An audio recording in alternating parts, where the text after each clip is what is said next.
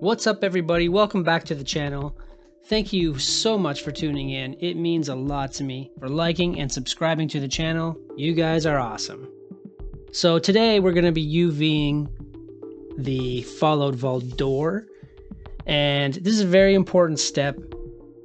You want to spend a good amount of time making sure that your UVs are maximizing the map space you provided, because especially if you're trying to make something for a game engine. So some of the tools I'm going to be using in the UV editor are TexTools. With this is a great asset where you can create the checkered map we're going to use. You can flip your UVs around and mirror them and sort them horizontally or vertically. And if you'd like a specific video dedicated to that, just let me know in the comments below. We'll also be using something called UV Packer, and what this will do is it'll organize our pieces in a nice layout, maximizing the 0 to 1 space on our UV map. And last but not least, UV Squares, and this will be using to straighten out all these round pieces so we're not wasting space on our maps. I'll provide links to these add-ons in the description below so you can add them to your projects. Okay, so here's the basic unwrap of this bottom panel piece, and I'm using UV Squares on it. And what that's doing is it's just straightening out the mesh. And on those pieces it seems very subtle, but it'll save some UV space on the map later on when we pack it. These pieces here, I've cut them in the middle, which is not a good spot, so I'm going to cut them in these edges here instead. And when you're doing your UVs, you're basically trying to plan out how you're going to texture them, and so depending on what you're doing, you may need to do a specific type of layout. And if you can, try to put your seams where they won't be seen. I try to put my seams if it's not going to be visible, it's kind of a better place in case you make a mistake in your texture or whatever.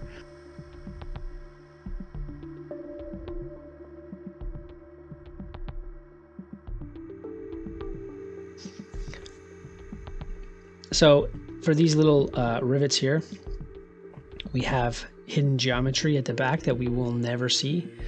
So I'm just going in and deleting it. And this is on the low res map. So on the high res, it will have the fill at the back, and we need it for the technique that we were using in the previous videos. Otherwise, the mesh just explodes.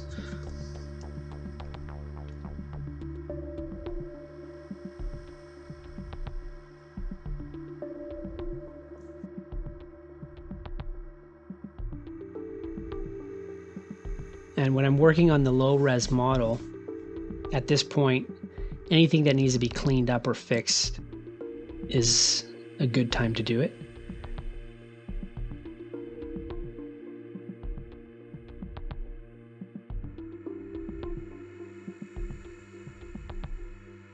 So here you see me manually rotating and pressing Control, so it kind of snaps.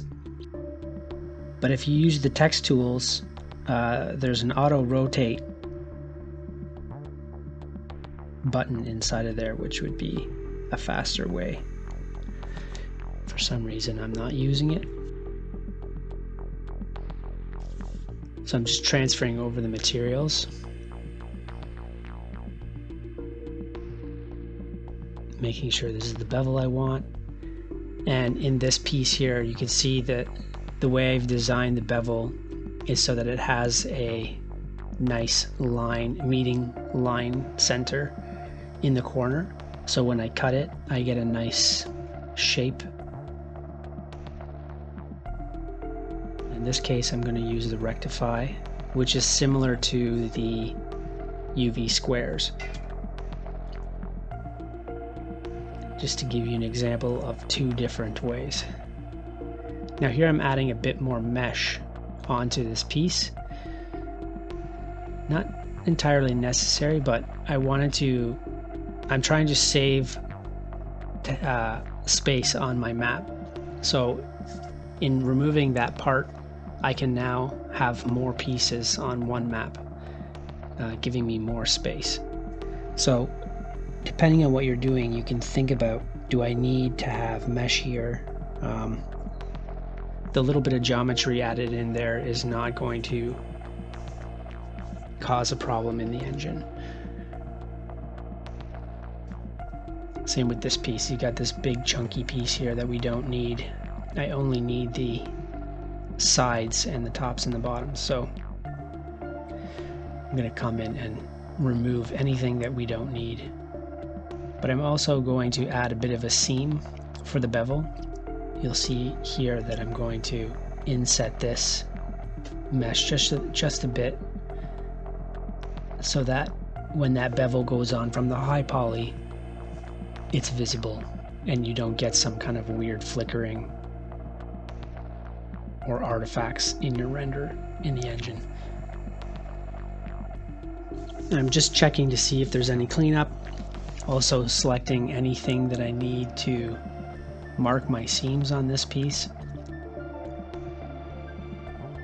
Sometimes you think that you're going to have a good cut, a good seam where you want it, and then you have to try again.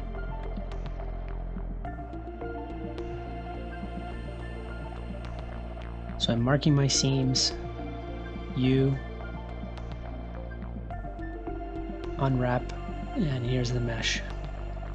So you can see these big parts, they're just sitting there and they are taking up a lot of space, especially those rounded pieces here. So I'm going to add some extra cuts and I'm going to straighten them out.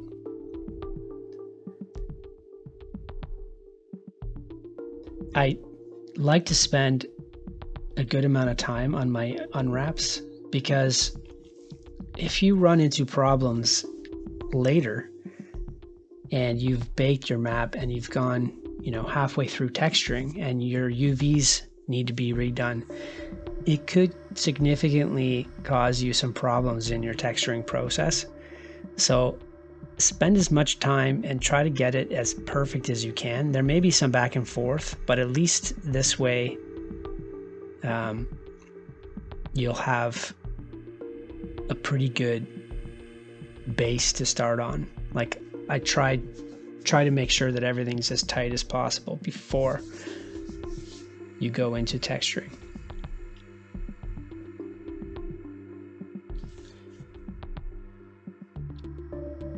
Now, I know I've had a few people comment to me that they don't need to straighten out some of the shapes because the autofill will just place things around them.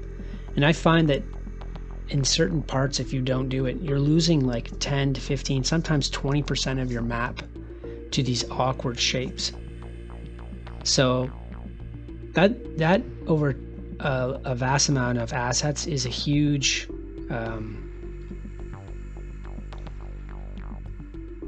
loss of information. And for a game, like, every single thing that you're putting into the game, you're trying to maximize what you're displaying. So if you're losing 25% on every asset you're doing because you're not spending time, well, that's 25% in the game that the player's not experiencing. So don't be lazy and take your time and do it as best you can.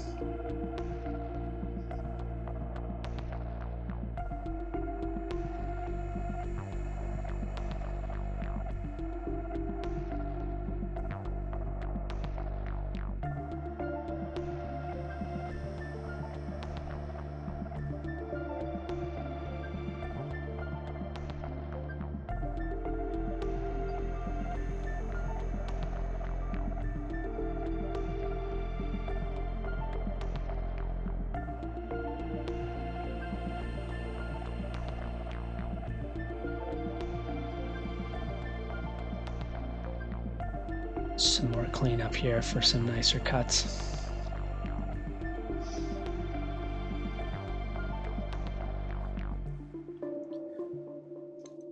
Oh, you can see that there was some floating vertices, so I have to make sure that you select all your vertices, merge all by distance, and make sure you have no floating vertices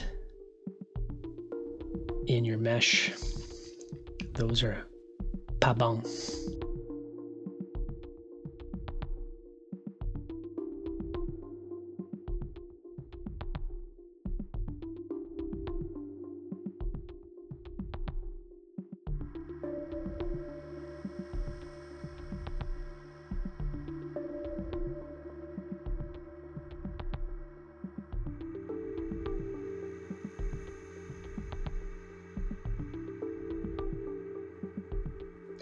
Just deleting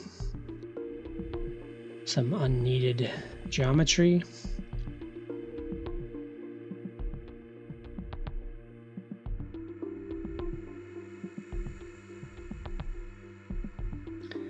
I think it's ready. We just have to check and to see what needs to be flattened, if anything.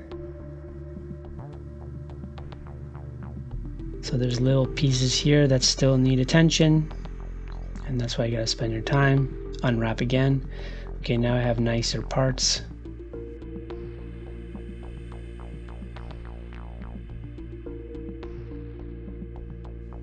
Still missing some cuts.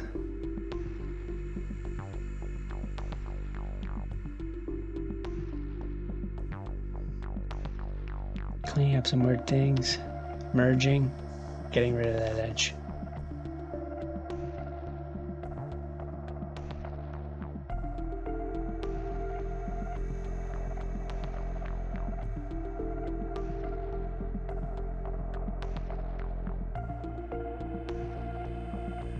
So here I'm using the UV squares, but it's creating a bit of odd stretching. So I'm just manually scaling that down to correct that. And it seems good. You can have some stretching, is okay, but you want to avoid it if you can. And for whatever reason, the UV square sometimes changes the scale of things. I don't know why that is. So you may have to go in and correct it. So in this case, he's got these little triangles on the corners here, and it doesn't like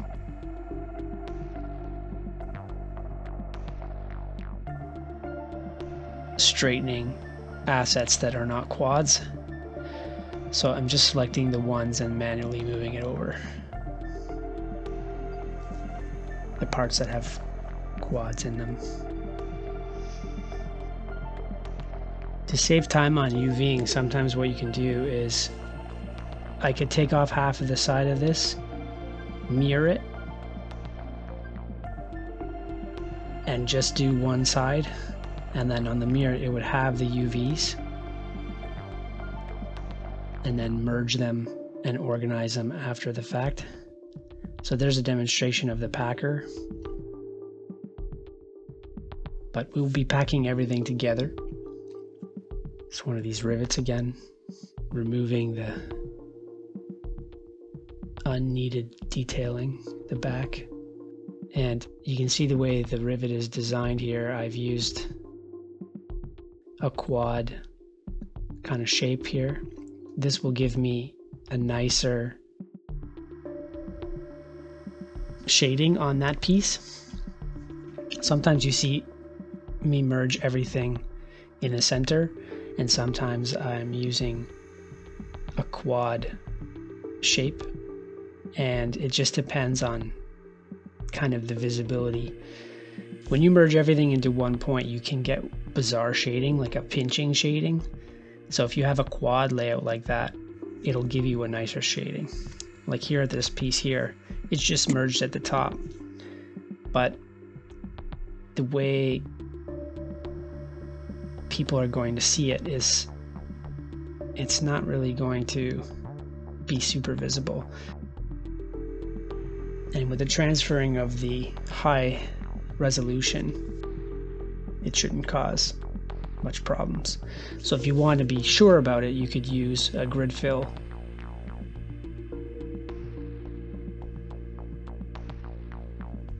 and adjust it this way. You want to make sure that you remove all the high-res modifiers on your low-res piece, because you don't want them being applied to your low-res.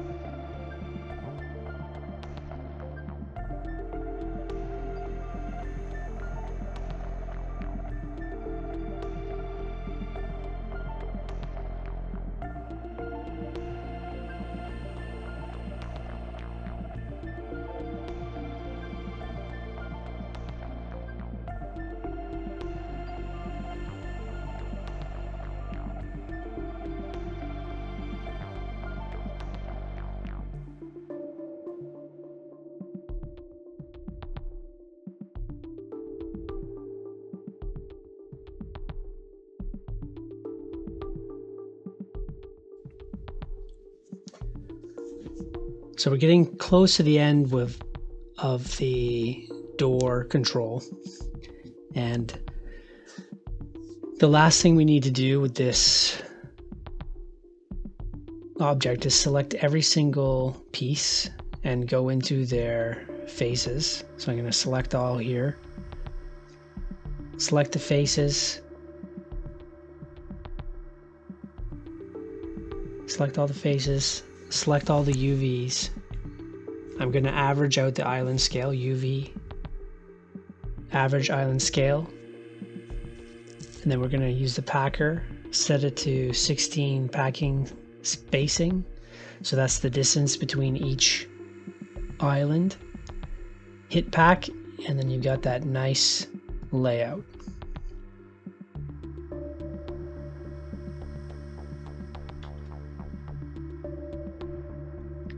So here's the final result of all of our effort. And this is the door frame, and it consists of four materials. One is the light, but the pink is going to be the wall and the door frame. The green is going to be the side panels and the control panel that we worked on, and the blue is going to be the door. And here's our packed console. This here. Now I'm going to throw on that checkered map so you guys can see. Let's remove all this.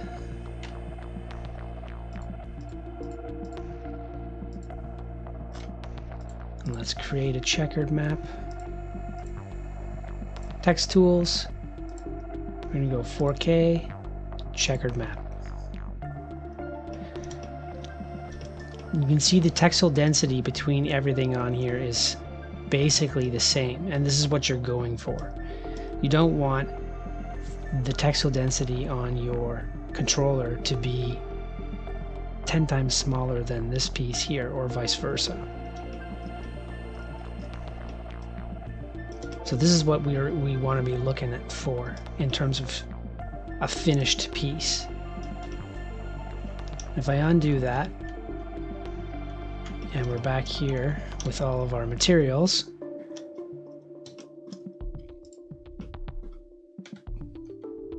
just going to select face, select similar material. So this is this whole thing laid out here, and it looks pretty dense. But you can see like this whole sheet is being nicely maximized. Now I've done this at 4K for this piece that we're doing here. And I just want to show you a few things in the tools themselves.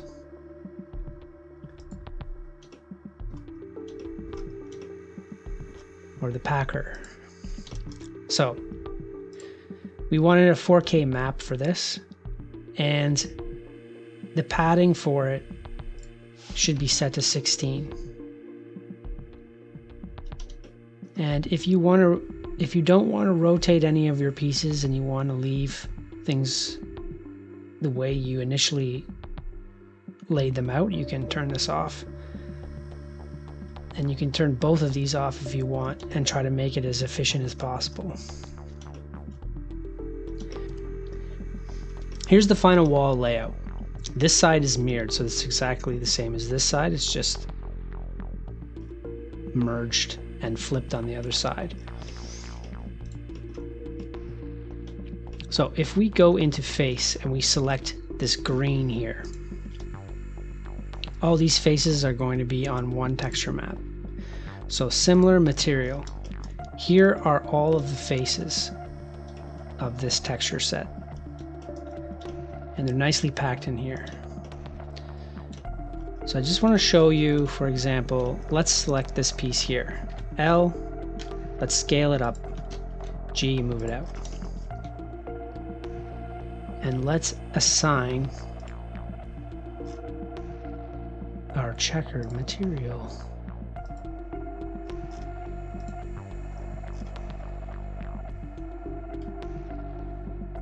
Let's go to TexTools, checker map, so we can see, oh, 4K, checker map. So you can see the texel density between everything on this map is similar, except for this piece that I scaled up. So this piece here is not matching the texel density of the rest of the set. And we don't want that. We want this to be the same as everything else because this doesn't need more detail than this piece here. So this is a good way of using the checker map to see if there are problems. You can noticeably see this problem over here. So let's undo that. And we're back to our UV set. Everything's been merged. So we're going to select our UVs, which we already our faces, which are already selected. We're going to select all of the UV textures,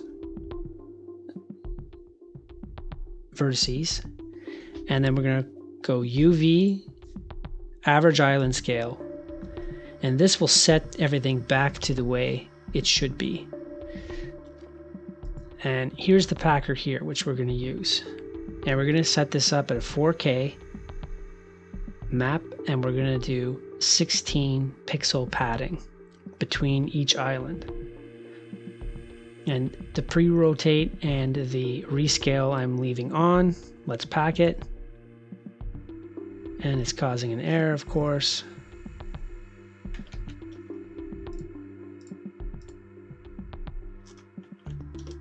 Interesting.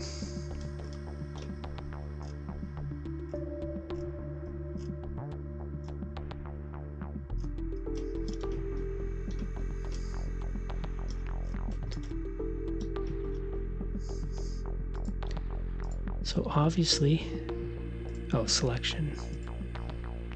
There we go, that was the problem. It was trying to combine all of the other assets, which I don't want. They are on their own material set. So it's changed my layout here, you can see.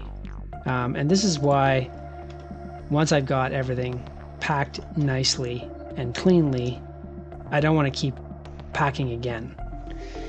And when you go into Substance Painter or another software, there's a lot of details in here that you don't want to shift around. And this is why I say try to spend the time and make sure that this is done correctly, because with a map like this, going back in here to correct it would be quite a painful experience, and it may impact your workflow. So in the end, this is what you want to do. This is the greatness of the packer. Manually moving all this stuff in here would be a nightmare. It's efficient, it's nice and clean, and I hope that this helps you on your journey to become a UV master. Thanks so much for watching. You guys are awesome. If you found anything useful in this video, please leave a like and subscribe. And if you need any help with anything, leave your comments down below and I'll see what I can do. You guys are awesome. Keep creating and have a fantastic day.